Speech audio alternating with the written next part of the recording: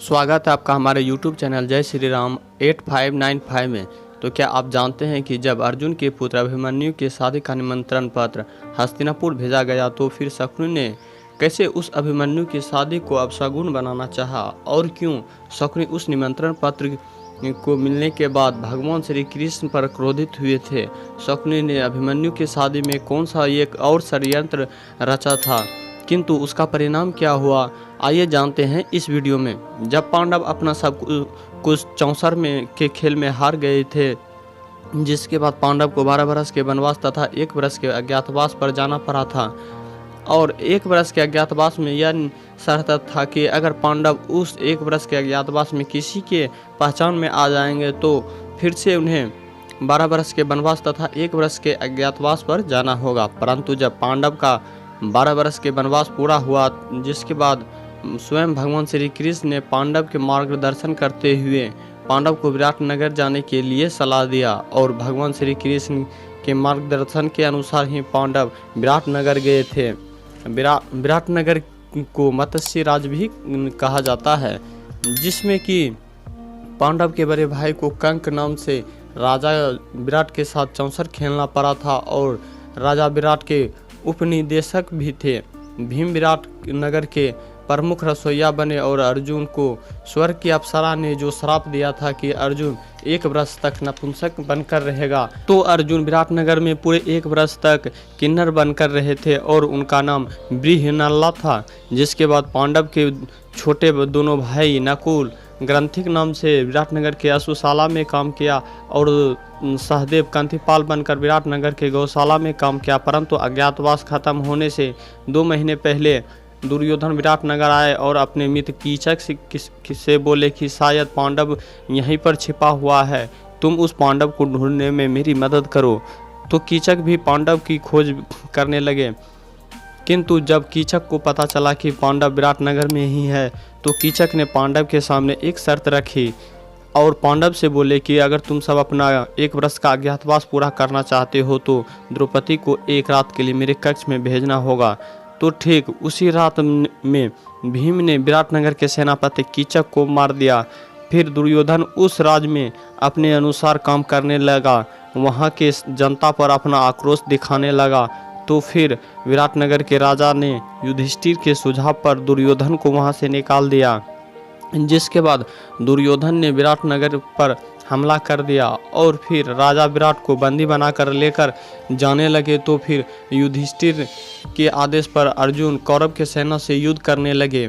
जब अर्जुन से उसका नाम पूछा गया तो अर्जुन ने अपना नाम बृहन्नला बताया, किंतु जब संध्या का समय हुआ तो फिर अर्जुन अपने सही रूप में आ गए।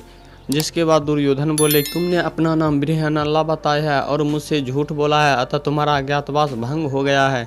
तो अर्जुन बोले कि मुझे स्वर्ग के अप्सरा उर्वशी ने 1 वर्ष तक नपुंसक बनकर रहने का श्राप दिया था और आज ही मेरा वो श्राप भी समाप्त हुआ और हम सब का अज्ञातवास भी समाप्त हुआ।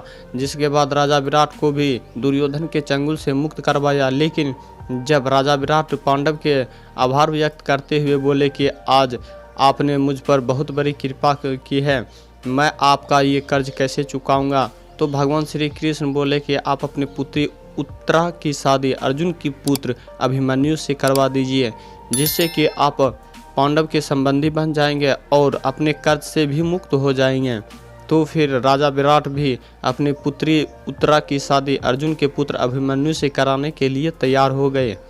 जिसके बाद भगवान श्री कृष्ण ने शादी के निमंत्रण पत्र को सबसे पहले हस्तिनापुर भेजा। उस निमंत्रण पत्र को हस्तिनापुर ने स्वीकार तो कर लिया, किंतु शकुनि बहुत ही क्रोधित थे और दुर्योधन से कहने लगे कि जिस पांडव से मैंने सब कुछ छीन लिया, जिसके रहने के लिए पूरे भारतवर्ष में मैंने एक भी स्थान नहीं छोड़ा, मैंने उस पांडव को आशा विहीन कर दिया। परंतु उस वासुदेव कृष्ण ने पांडव को एक ही पल में सब कुछ दे दिया, पांडव को रहने के लिए स्थान दिया और फिर उस अभिमन्यु के शादी का निमंत्रण पत्र देकर मेरा उपहास बना रहे हैं।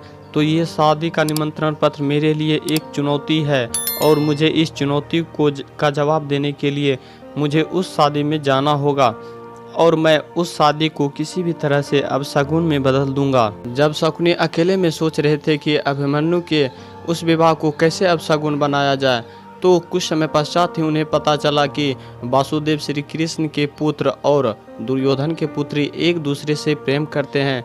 तो फिर शकुनी के मन में एक और छल आया और उन्होंने दुर्योधन के पुत्री से बोले कि तुम कृष्ण के पुत्र को उस शादी में बुलाओ जिससे कि मैं तुम्हारा और उस कृष्ण के पुत्र के साथ तुम्हारा शादी करवा सकता हूँ।